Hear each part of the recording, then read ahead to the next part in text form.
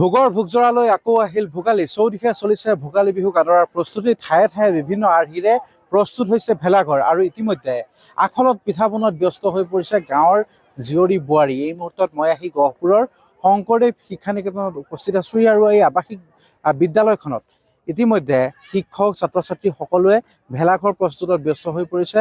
সকলোৱে একেলগে ভোগালীৰ উৰুকাত একেলগে এসাঁজ খাব, তাৰ বাবে চলিছে প্ৰস্তুতি। এই মুহূৰ্তত সতীৰ্থ মোৰ কেমেৰাত কৌশিক আছে, দেখুৱাব এনেধৰণে এতিয়া নৰা বাঁহেৰে এতিয়া ভেলাঘৰ বনোৱাত ব্যস্ত হৈ পৰিছে। পৰম্পৰাগত আৰ্হিৰে ভেলাঘৰ প্ৰস্তুত কৰিছে ছাত্ৰ ছাত্ৰীসকলে। এই বিদ্যালয়খনৰ ছাত্ৰ ছাত্ৰীসকলে মেজি ভেলাঘৰ আদি বনোৱাত ব্যস্ত হৈ পৰিছে। আৰু শিক্ষকসকলে তেওঁলোকক সংগ দিছে। আমি পোনে পোনে কথা পাতিম, শিক্ষকসকলৰ সৈতেও আমি কথা পাতিবলৈ যত্ন কৰিম। মেজি বনোৱাত ব্যস্ত হৈ পৰিছে।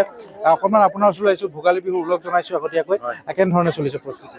আমি শংকৰদেৱ শিক্ষা নিকেতন গহপুৰে ছাত্ৰ ছাত্ৰীসকলৰ বাবে ভোগালী উৎসৱ আয়োজন কৰিছোঁ।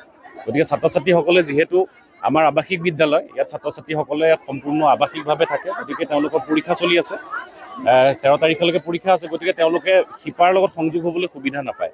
আৰু বিহু কি, ভোগালী বিহু কি, কাতি বিহু কি, মাঘৰ বিহু, বহাগ বিহু কি, তেওঁলোকে বিহুৰ লগত বিশেষ কেনেদৰে আমি আয়োজন কৰি কথাবিলাক আজিকালি ল'ৰা ছোৱালীয়ে নেদেখে। যেনেকৈ আমি এটা ভেলাঘৰ বনাইছোঁ, ইয়াত মেজি বনাবলৈ যত্ন কৰিছোঁ। তাৰপাছত আমি পিঠা খোলা এটা বনাম, ইয়াত পিঠা কেনেকৈ বনায়। তাৰপাছত ইয়াত আমি কালচাৰেল এটা প্ৰগ্ৰেম ৰাখিছোঁ। গতিকে ছাত্ৰ ছাত্ৰীসকলে পৰম্পৰাগতভাৱে ভোগালী উৎসৱ কি সেই কথাটো আমি গতিকে তেওঁলোকে ভোগো কৰিব আৰু সংস্কৃতিৰ প্ৰতি দায়বদ্ধ হ'ব, সেইটোৱে আমাৰ উদ্দেশ্য। গতিকে ছাত্ৰ ছাত্ৰীসকলক আমি শিকাইছোঁ, আজিৰ পৰা আমি কাম আৰম্ভ কৰিছোঁ। গতিকে আমি 12 তাৰিখে আমি ভোগালী উৎসৱ আয়োজন কৰিম শংকৰদেৱ শিক্ষা নিকেতন। ইতিমধ্যে ভেলাঘৰ বনোৱা হৈছে, মেজি বনোৱা হ'ব। গতিকে কেনেধৰণে আগবাঢ়িছে কাম কাজ?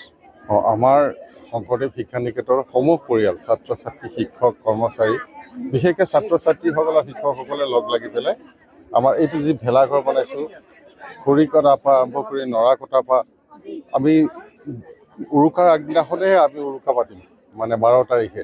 আৰু গোটেই ছাত্ৰ ছাত্ৰীসকলৰ পিঠা পনাৰ পৰা আৰম্ভ কৰি প্ৰায় আমি চাৰিওফালে মেজি 10টামান জ্বলাম আৰু এটা ষ্টেজ, ডাঙৰ ষ্টেজ কৰিম। আমাৰ ইয়াত ছাত্ৰ ছাত্ৰীসকলে নৃত্য, কিমান ছাত্ৰ ছাত্ৰী আছে? প্ৰায় 700 ষ্টুডেণ্ট আছে, সকলোৱে অংশগ্ৰহণ কৰিব।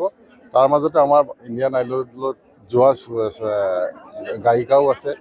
গতিকে তেনেকৈ ভাল ভাল আৰ্টিষ্ট আমাৰ স্কুলত আছে। গতিকে সকলোৱে মিলি পেলাই আমি বিহুটো এনজয় কৰিম আৰু উৰুকাটো ভোজ ভাত এসাঁজ সকলোৱে একেলগে খাম। নিশ্চয় ধন্যবাদ জনাইছোঁ। আৰু ছাত্ৰ ছাত্ৰী আছে, শিক্ষয়িত্ৰী আছে, আপোনাৰ ওচৰলৈ আহিছোঁ। কেনেকুৱা চলিছে প্ৰস্তুতি ভোগালীক লৈ? আমাৰ উলহ-মালহভাৱে আমাৰ প্ৰস্তুতি চলি থকা হৈছে।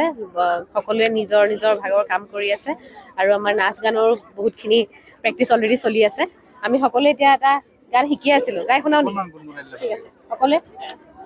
মাঘৰ বিহু আহিল মইনা, মাঘৰ বিহু আহিল, মেজিৰ জুয়ো জ্বলিল মইনা, মেজিৰ জুয়ো জ্বলিল, অসমীয়াৰ মন প্ৰাণ ৰঙে ৰঙে ভৰিল মইনা, ৰঙে ৰঙে ভৰিল, অসমীয়াৰ মন প্ৰাণ ৰঙে ৰঙে ভৰিল মইনা, ৰঙে ৰঙে ভৰিল, মাঘৰ বিহু আহিল মইনা, মাঘৰ বিহু আহিল।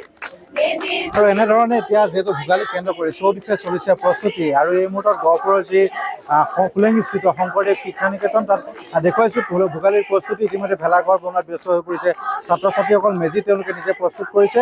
আৰু এই ভোগালী বিহুৰ যি উৰুকা, তেওঁলোকে সকলোৱে মিলি লগে ভাগে এসাঁজ খাব। হাঁহে কোমোৰা আদি বিভিন্ন আয়োজনেৰে সকলোৱে মিলি এসাঁজ খোৱাৰ এয়া হৈছে প্ৰস্তুতি।